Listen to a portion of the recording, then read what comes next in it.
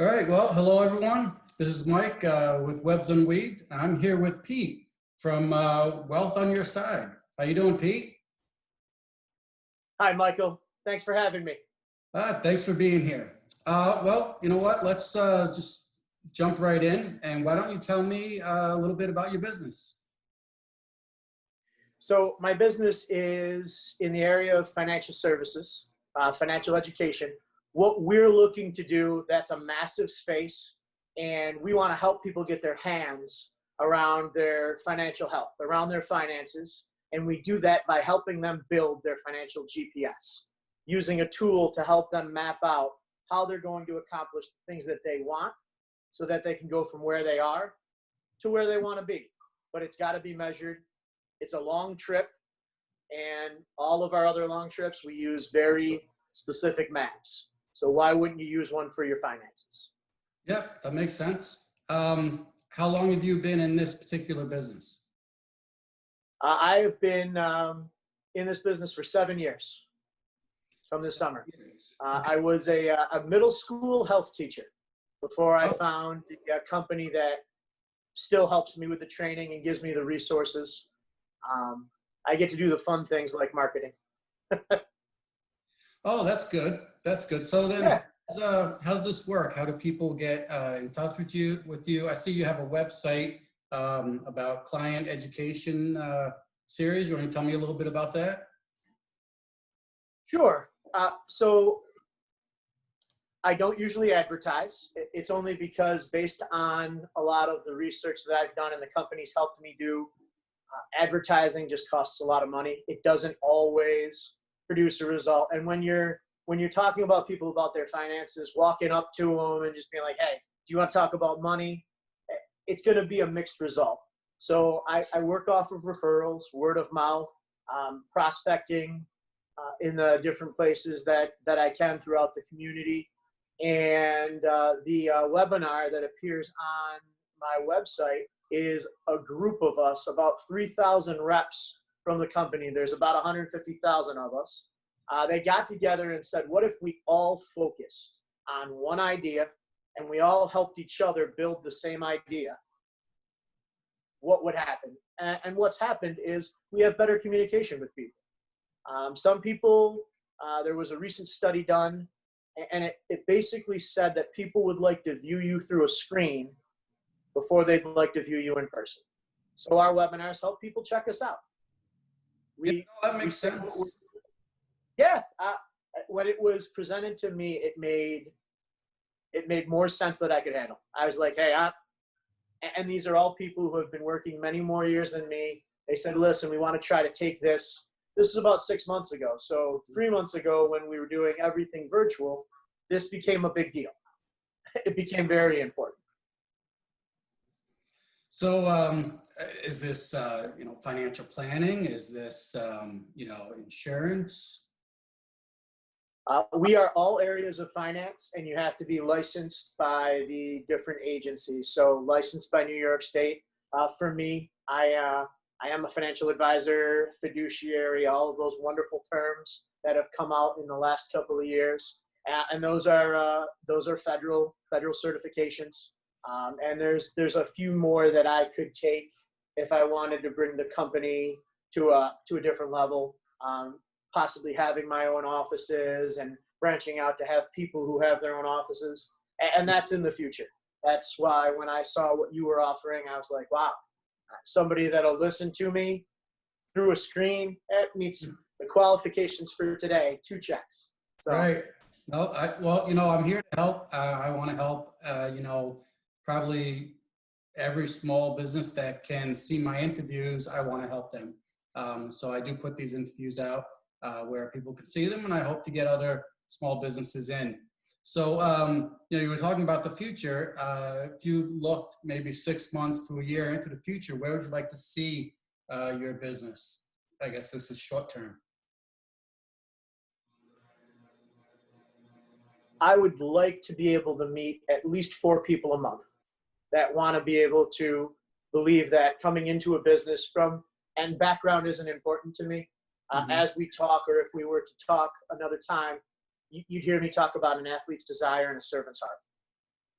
When you're talking about a person's money, you're talking about their life, and you have to be super excited and care about that. If you're worrying about your quota or what your supervisor asked you to do, those are all against the welfare of that person. So I look through social media, and I look to expand.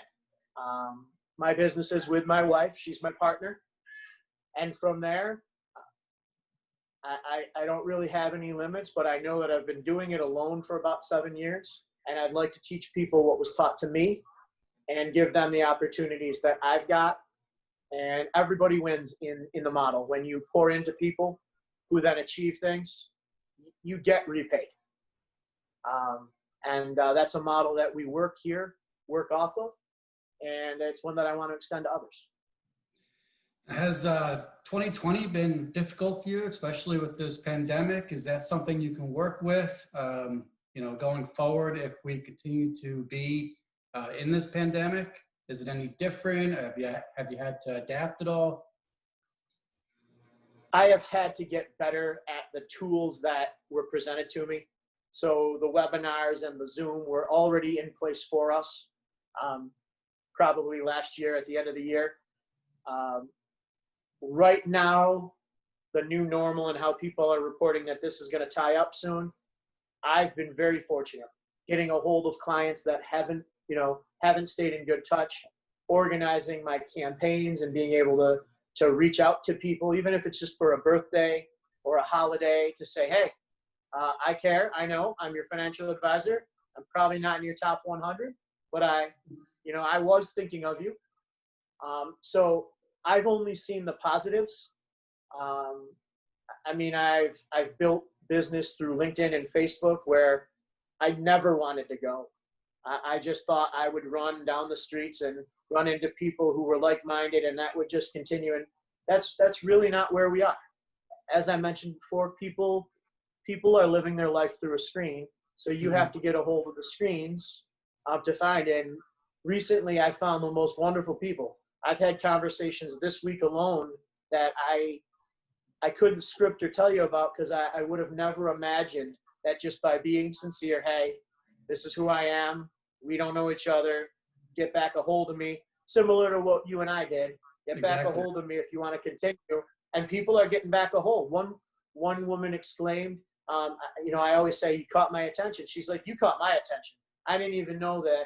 I guess I didn't know I couldn't do anything that wasn't what I was doing. Mm-hmm. And that's my message. You can do everything that you want.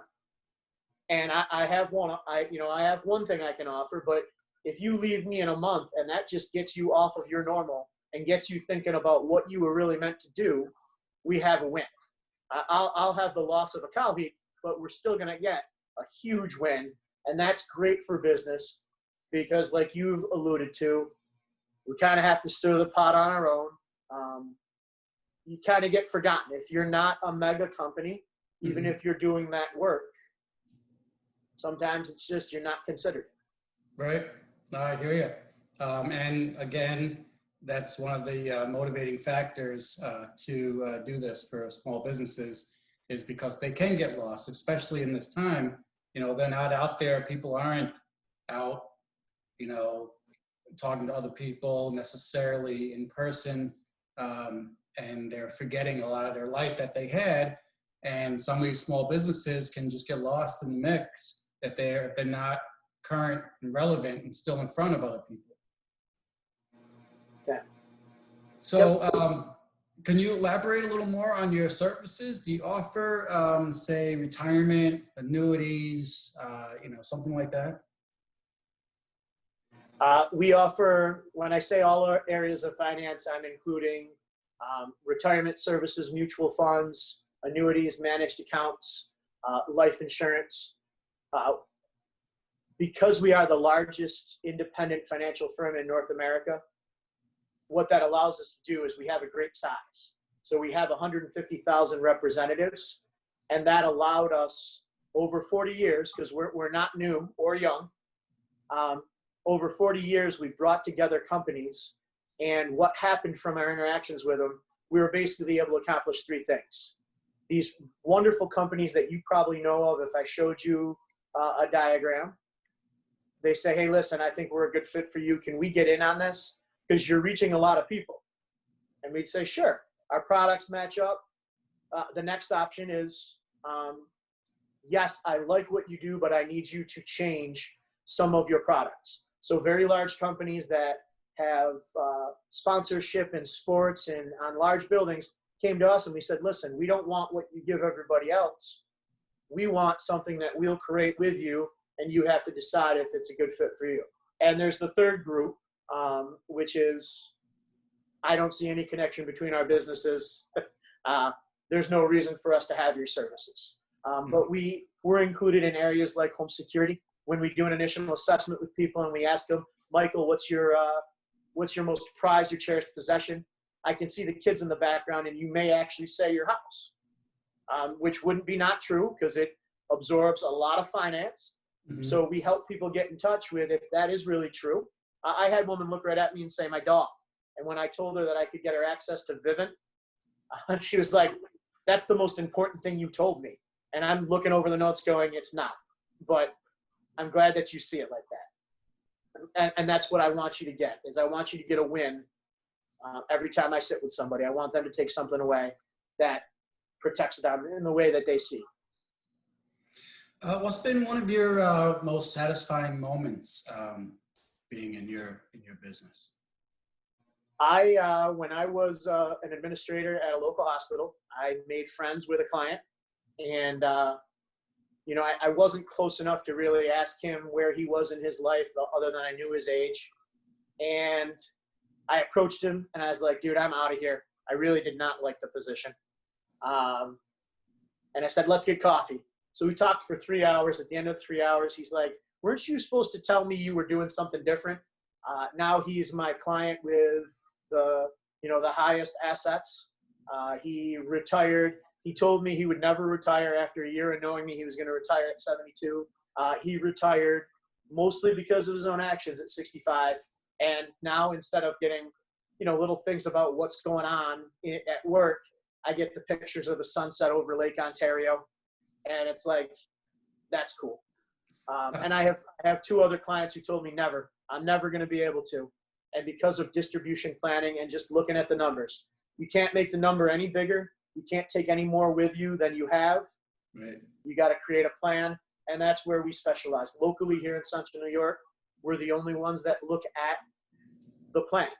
Okay, give me what you have and let's see what this can become. I'm not going to tell you yes or no. I'm going to give you a realistic assessment of where you are. And if you're coming to me a year before retirement, your options are going to be limited. But if we can eliminate the cost of waiting and start working with millennials and recent college graduates, and we are throughout the whole country, that's going on, you're going to see mega results because people chose to stay dedicated to something. And I see you're in East Syracuse. Can you operate in anywhere in the United States? My licenses in New York, and at the federal level transfer wherever I want them to go. Most states will accept New York licenses as is. Hey, that's an area that's heavily regulated. We believe you. Like I applied to Delaware. My wife had a friend down there, and overnight they approved it. Friday night I applied at like 10 o'clock. I paid the money that's appropriate because there's usually money involved. And Saturday morning I woke up and there was a scan of these bright new licenses. It's like, wow, somebody's working late, or there's a different part of this process. So Texas, California, New York are bigger licenses. So I always let my clients know I'm happy to travel with them. If there's a reason why that wouldn't be beneficial for them, then we can discuss it. I have a client who will be leaving New York within the next 3 years to get back to Florida. And she always asks me, can you just live with me? I'm like, maybe I'll just, I'll transfer my licenses over. I don't think there's a real reason to cohabitate, but I definitely want to be able to visit you, and you're in Florida, so I'll make that business meeting. Right. You do take a trip, especially when it's cold here in New York. Yeah. Is there anything else you'd like people to know about your business before we close this up.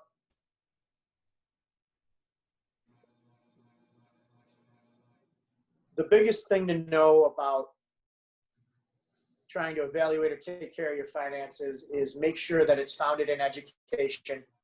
It's not about what they are. You listed out without very little effort different products in the financial services range. It's how they work. And if you are sitting here watching me or listening to Michael and you don't know what you have and how it works, you're being taken advantage of. And that's not to say by a bad person. Companies have different corporate schedules. You should be sitting down and having a definite idea of what you are involved with, and then working with somebody that you trust to make it bigger, better, get you to where you want to be. And that's why we offer free consultations. Wealth on the Side is connected to my schedule. You can talk with me, or you can just put some time on the schedule and look over the options. All of my services are free. A client doesn't see a charge from what I do. So they're able to contact me and have the benefit of this information without incurring a cost. Well, that is great. And Pete, I thank you very much for interviewing with me today. It was a pleasure.